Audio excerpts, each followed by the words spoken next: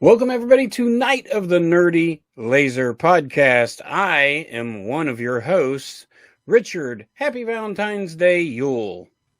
And I'm Jeff Lown. That's right, Jeff. We are watching My Bloody Valentine from 1981.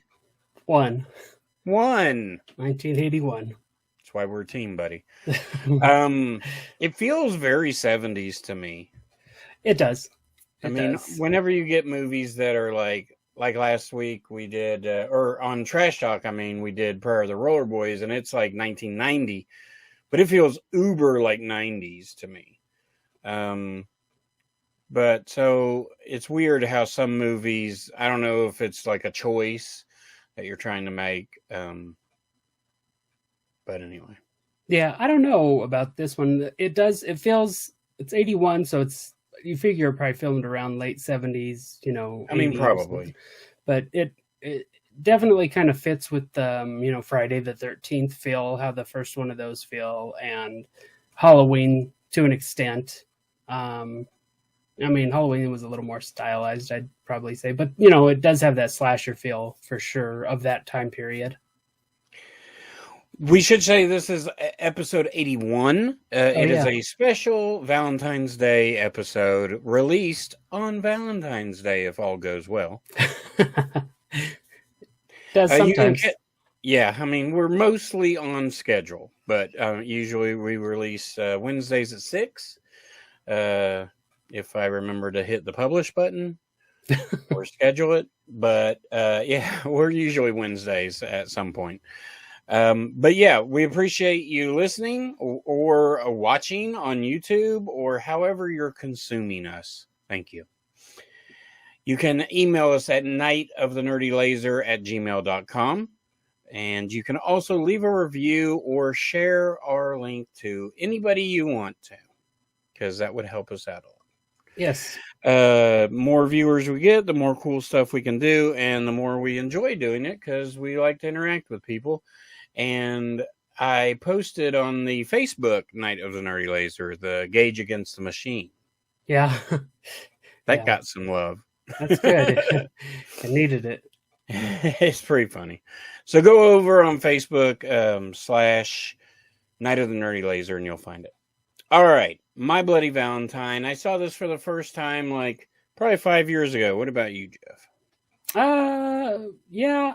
That's probably when I really noticed it, was about that time, 5, 6, 7 years ago, something like that. But I had seen it before. So you saw the remake first? No. Oh. No, I've seen the original. But so I saw the original, then a long time happened. Then I rewatched it. But okay. This is there's some good stuff to talk about in this one, I think. It's a fun film. Yeah, I love it for some reason. Some of me knows why, some of me doesn't, but it's just a really cool slasher. I really love the design of Harry Warden, and I love the way they chose to, do the camera angles on certain deaths, and that miner helmet with the light is just very effective.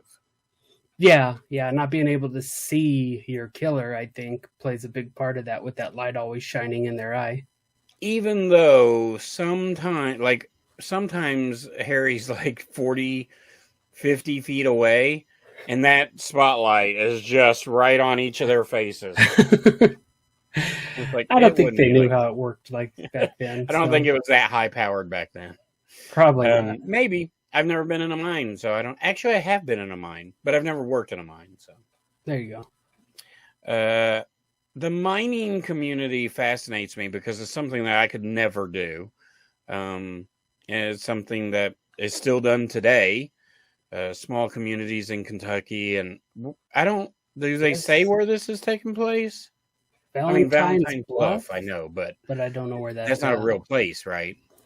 No, I don't think so. But they shoot this it was either in Canada or by Canada, and you could kind of tell it in their accents, I think, at times. Yeah. But I want to say they're saying it's somewhere further south. but it's funny because it's, wherever they said they're filming it, it's not supposed to be cold weather, but they're all wearing big sweaters and coats all the time, and it reminds me of a coastal town almost, like in The Fog or Jaws or something like that. Yeah, never seen them. No, I'm just kidding. I've seen both. I've seen both. Okay. It's like what? I can't let my catchphrase loose. If I stop doing it, somebody will steal the patent. And yeah, I hear you.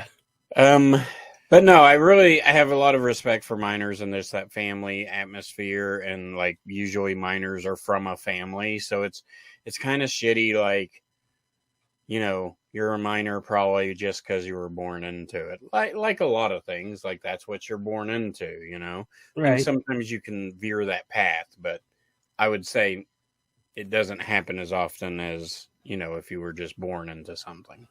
Yeah. So anyway, we have a fairly simple story of a small town, Valentine's Bluff.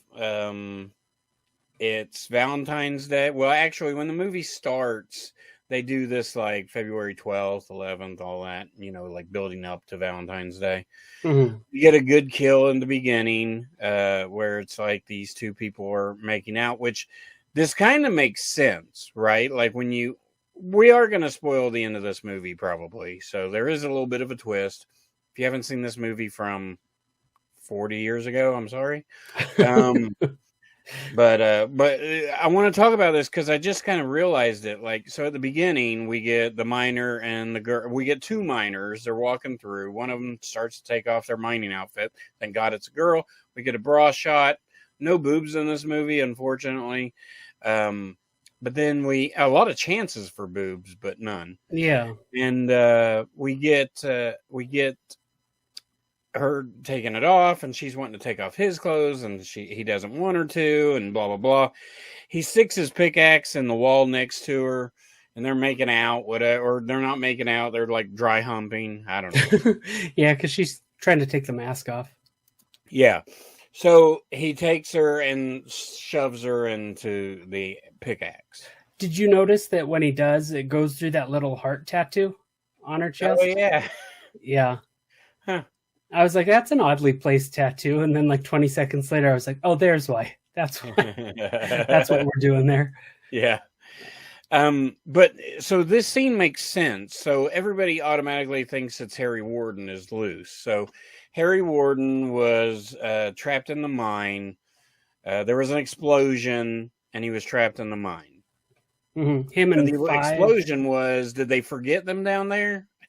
There was there was 5 or 6 of them, I think they said, because there's one exposition dump. I think the bartender, he's kind of our go-to guy where we learn the history of the town and everything. 5 guys got trapped in there. Harry was one of them.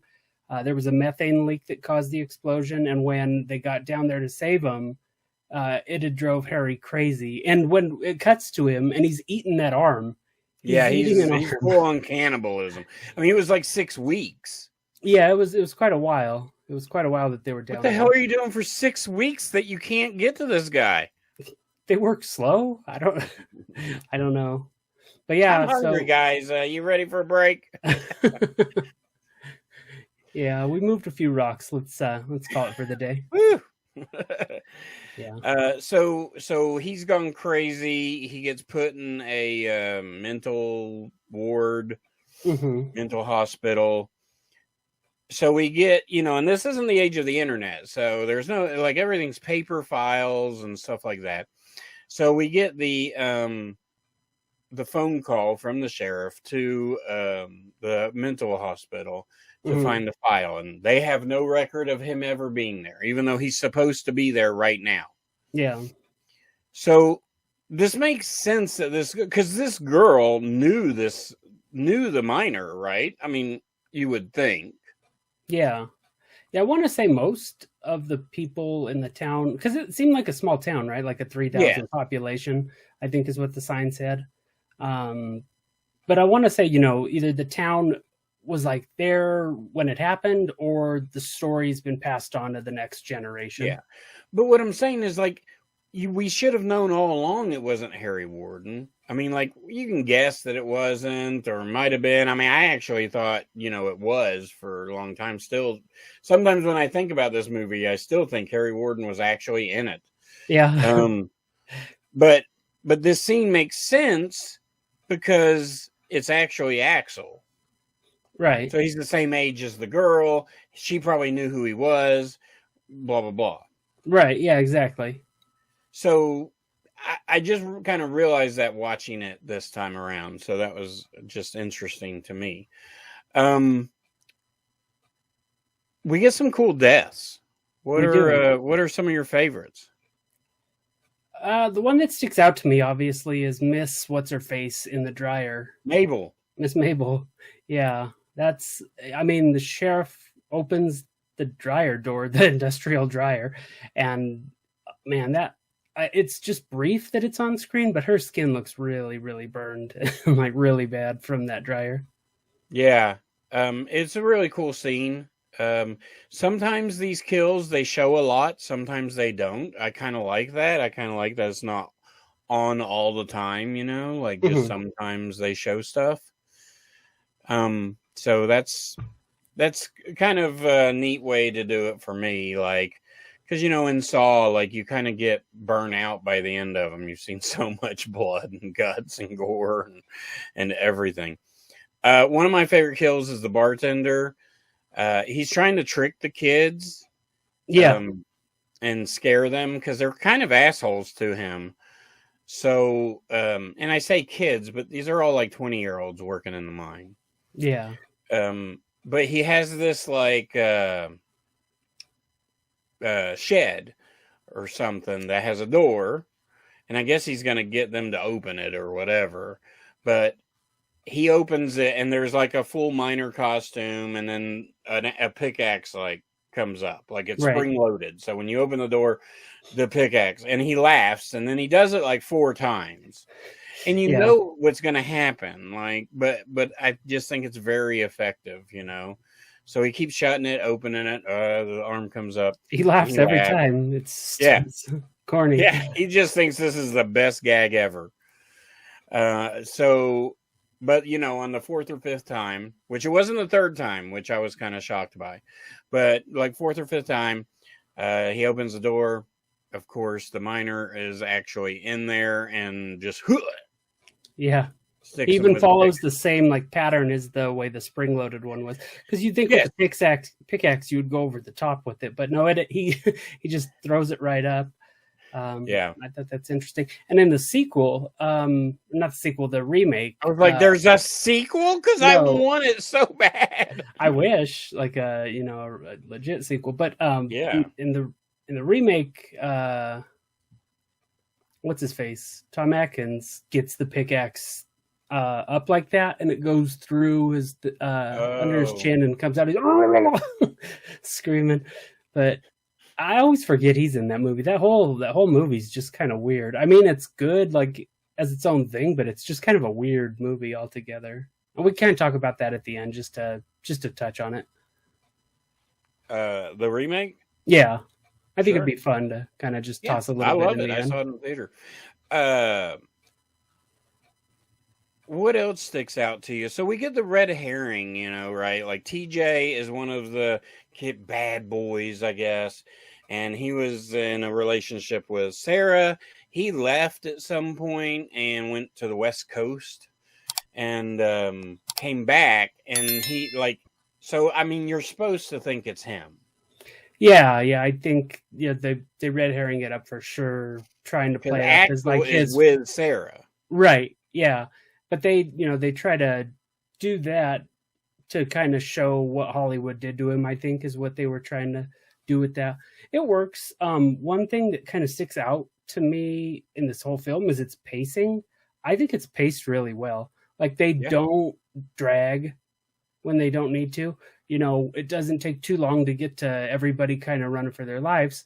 We get an intro, we get, we get a kill like right away to bring us in. And then, we get our story, we get the setup, and then we have like the last third of the film where everybody's trying to get out of the mine and they're trying to figure out who Harry Warden is. But I think it's really good. Their pacing, and it's only an hour and a half, so I love it. The length every movie should be. Right, the mandatory length. Yeah. If you can't tell your story in that amount of time, don't do it. Don't do it, James Cameron. So the whole point of this is it's Valentine's Day. There's supposed to be a party, but Harry Warden, air quotes, is sending messages by killing Mabel and a couple others. There's 3. Right. So he kills the first lady in the mine at the beginning of the movie. Then we get Mabel's death. Yeah, that's the first one. Yes. Right. And then we get the second one, which is Mabel. And then there's a note. And he always leaves a box of chocolate. It's a heart box of chocolates with the heart in it. That's his signature like thing. But the sheriff does get a quote in the second one, and it says, "It happened once, it happened twice. Cancel the dance or it'll happen thrice."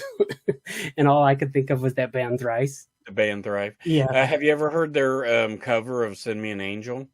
Yeah, I think you sent that to me. So badass. Yeah, it's good. I love that band. But yeah, no, they get the note, and they do it really well. It's kind of like a procedural. We're kind of in the ride with all our people in this to kind of figure out who the killer is. They don't make it like boring, and they don't make it like dumb. It's really good how they do it. Yeah. I love old police cars, you know that, Jeff. So I do. It makes me very happy because I just think it's so silly that there's a big megaphone on top and like these 2 gigantic sirens. I just think it's funny to where we were and where we are now. Like the siren bar is like that thin. Yeah. And like 100 times louder. Yeah. Yeah. It's bright as hell and you can hear it going a mile away. I think you're dead on about the pacing, and I think the characters are really solid. Like they're not irritating teenagers. Like they're a little irritating, but they really feel like friends and coworkers, and they grew up in this small town, and it's just nice that they're not in high school. Right. Yeah. That makes a big difference, and I think it does. And they're immature about stuff, like the guys are in this movie, but they're not like high school immature. Like they still do the like goofy things and like jab at each other. And that one scene where they're in the kind of like the junkyard or something, and they're cooking food on the motor of the cars. I always like that, and just their little jokes to each other really kind of make it feel like like everybody's real connected in that movie. Kind of how you're saying. Yeah, I agree. I think I think it makes the story even better. So they canceled the dance finally, which was probably smart. But 20-somethings being 20-somethings still want to party, so they decide to go down to the mine and party. Yeah, but the mine has like a break room, I guess. Yeah, like right above, before you go in the mine, they got all their rec center and all that stuff. And I even wrote down who decided it was a good idea to do that, like go to an active mine to party. But and at one point in the movie, the mayor and because mayor and sheriff are always kind of together for some reason in this. But they're like, oh, we can't cancel the dance. Initially, they were doing the Jaws thing. Yeah, I have no idea. Like, I know the sheriff, but the mayor, I don't know. Yeah, you're right. They should have made him one character. Yeah, because they're together all the time, but they basically agree on everything. There's like no one side like Jaws where the sheriff and the mayor are fighting. But at one point, oh God, what was I saying? Yeah, forget it. It don't matter. I was just, those 2 characters just were kind of interesting to me because, that's what it was. One of them says, we can't cancel the dance initially. And he's like, it's the biggest draw in town. And I was like, there's 10 people in town. Like, I don't think it's going to matter if this dance is canceled. I think they were the only ones coming. Yeah, they were.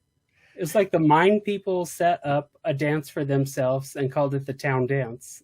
I do like one of the girls. I think it's Sylvia. It might have been Patty.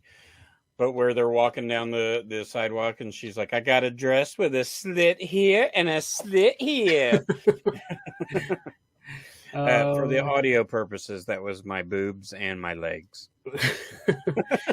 Now, if that character survived, she would hate to see how people dress today. Yeah, she'd be shocked. Or love it. Yeah, she'd fit so. Right in. I wonder what really Jason... like Hollis. Huh? I really like Hollis. Who was she? Was she? No, it was the guy. It was the main, like, big mustache walrus guy. Oh, okay. The guy that looks like what's his face? I always think it's well, now I'm drawing a blank, but yeah, I know exactly which guy you're thinking of. Well, Walter he does kind of look like John Candy too, and he a young John Candy, like basically around this time, and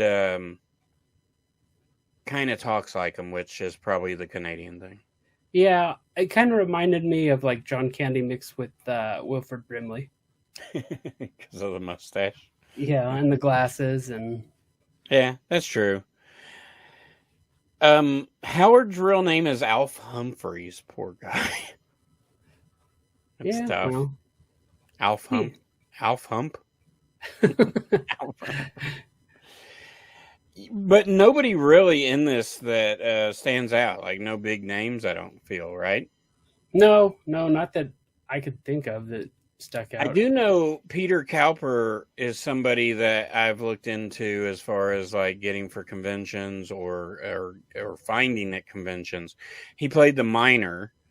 Oh, yeah, not the M-I-N-O-R. M-I-N-E-R. And... So you never really see his face or anything, but I think it'd be really cool to meet him. Him and Dean Cameron are going to be in Kansas City, which is unfortunately farther than I feel like it should be from me. Yeah. It's the appropriate amount of distance. If it was any closer, like magically, that'd be weird. It would be perfect for me, though, Jeff, if I could, like, drive easily. Yeah. A really cool scene that I want to talk about is when they're... So, basically, they get... Dave, I think, is one of the guys, and he gets killed. The Axel, who we find out, dunks his head in the pot of water, a la Sleepaway Camp. But then he shoves them in the refrigerator, and the girls take over cooking, and they scoop out this heart that's been cooking. Yeah, I imagine that's some sort of real heart, right? Like some animal heart or something. Yeah, I'd guess a pig, probably. So, and then they freak out, and some of them went to the mine, actually. Some of them, at this point, had already moved down to the mine to party and to show it off. So what I liked about this movie is TJ and Axel, I mean, they're like our strong guys in this movie. They tell the one dude and the two girls to leave, and they go back to the mine. Now, unbeknownst to us, Axel has other tendencies to go down there. TJ is trying to save them. Right. So the guy and the girls leave. They get stopped by the police at some point, and then they just leave. They just go home. There's not a lot of, like, dumb mistakes. Like, you know, not like in some other movies. Yeah. I just don't. I feel like this movie is pretty self-explained, like pretty straightforward, and you're not like, you're just so stupid. Like, they're just kids wanting to party, so everybody can kind of relate to that. Yeah. Yeah, even Jason probably at the dungeon. Oh, yeah, probably. We should mention Jason, because that's what we do every week. Thank God for Jeff, or I'd never talk about my good buddy Jason. He runs the dungeon right next to my house almost. The dungeon is full of video games, VHS, DVDs, Blu-rays, some crazy kind of adult puzzles. He's got some really cool video games in right now. I know I said video games already, but he got a new batch in, and so he's had some cool systems in. So if you need a PS4 or GameCube or something like that, he's your guy. You can go to Instagram and just give him a follow and see what he has to offer, because he posts probably twice a day. And you can do that at Southland_Dungeon. You can also go to southlandbooksandcafe.com. So I really appreciate them sponsoring us. Head over there. If you see anything you want and you don't live in Maryville, Tennessee, where the dungeon is at, you can just order it through Jason on Instagram. Just ask him how much it is. He'll tell you. He'll ship it to you after you pay for it. Even Jeff, all the way up in Colorado, got something from Jason. So I did. Added to your Visual Vengeance collection. Yeah, we closed that collection out. Oh, is you have all of them now? I do. All 8 films they did. They're not doing any more? I think they're going to, but that was they wrapped their slate last year for that one. Oh, what the hell? I don't know. I'm good with companies putting out 8. What? I said I'm good with just 8 releases from companies. Like, I don't need 1,000. Yes, you do. But bloody muscle bodybuilder from hell. There you go. Woo! That's a great movie. That's at an hour, and it's it's a foreign flick. I'm not Asian of some kind. Japanese. I don't know what kind. I probably just offend somebody. That's a great movie that we'll probably do one day. So I really like it. It's a crazy bonkers movie. Yeah. All right. In closing, what do you think about My Bloody Valentine? I love it. It's, the older slashers in general, I usually tend to favor. And this one reminds me a lot of Friday the 13th, which is my all-time favorite slasher franchise.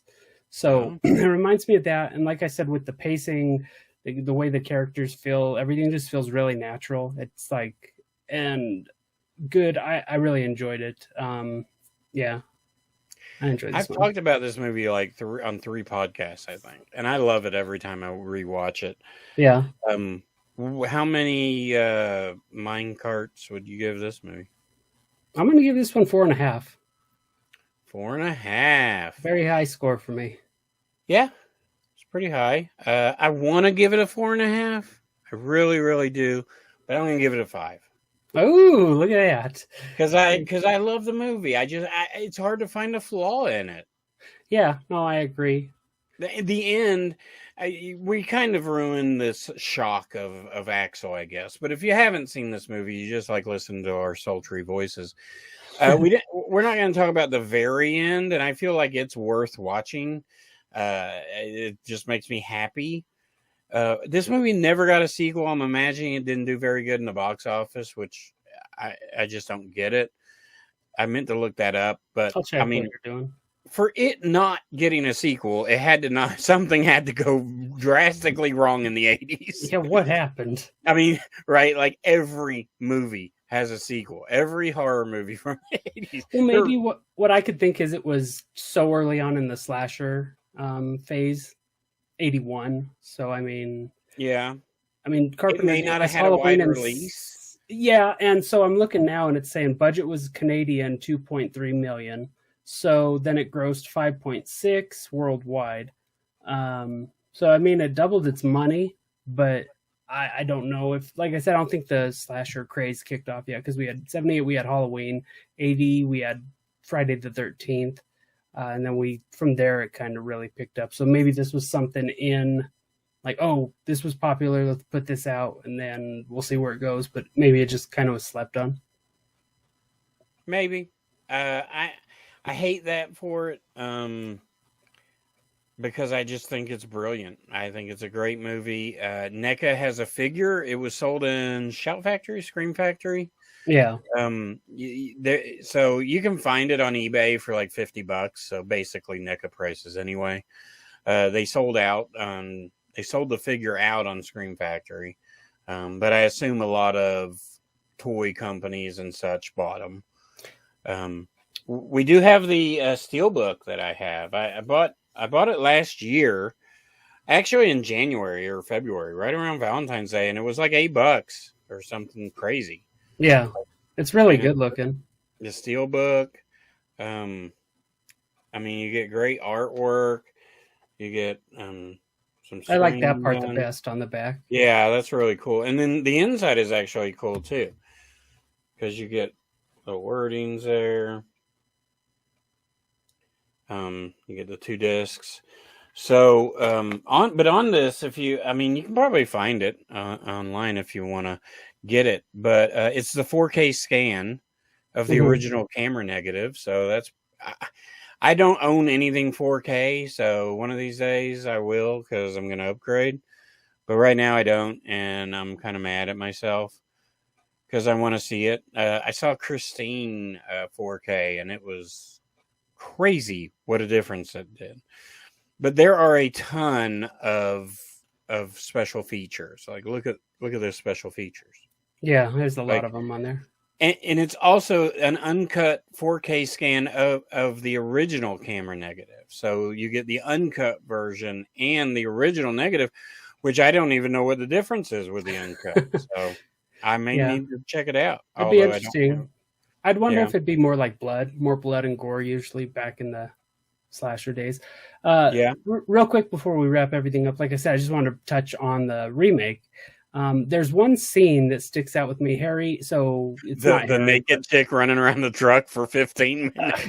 No, well, I mean that sticks out. But Yeah. that's not what I was thinking of. I was thinking of in this Harry, who we know isn't really Harry. He's running down the mine shaft, but he's hitting the light bulbs out with his pickaxe. Oh, I And was gonna say that's one of my favorite scenes in the original. yeah, and they do it in the remake too. So they obviously wanted to pull apart directly from it, and our miner guys walking down in the remake, hitting the light bulbs out just like that. And I wouldn't remember that if I didn't just watch the remake a couple days ago too. So It's been a while since I've seen the remake, just because if I'm gonna watch it honestly, and the remake is good, I'm not necessarily putting it down. But if I'm gonna watch the movie, I want to watch the original. yeah, I mean the remake is good, but I just think the original is better.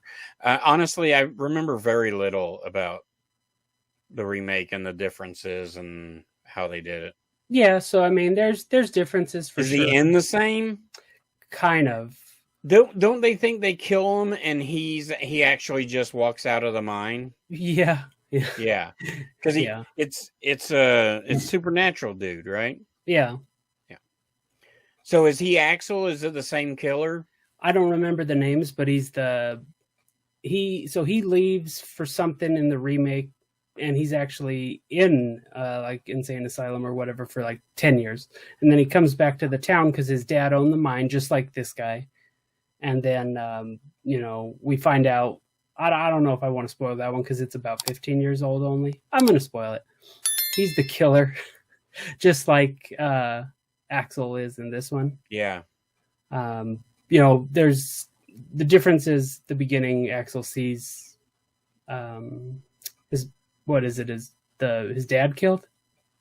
In the original? Yeah, So yeah, that's the idea, is that Axel as a kid, like 8 years old or so, saw the miner kill the father. right. And so in the remake, what happens is he went like crazy, I guess, and then he comes back and he's like walking by the mine and he finds like a buried suit and he takes on Harry's persona. And it's kind of stupid, that part. That makes me mad. But like the rest of the film, as far as like a remake goes, is decent action, kills, stuff like that. Like a 20-minute boob truck scene, like you were saying.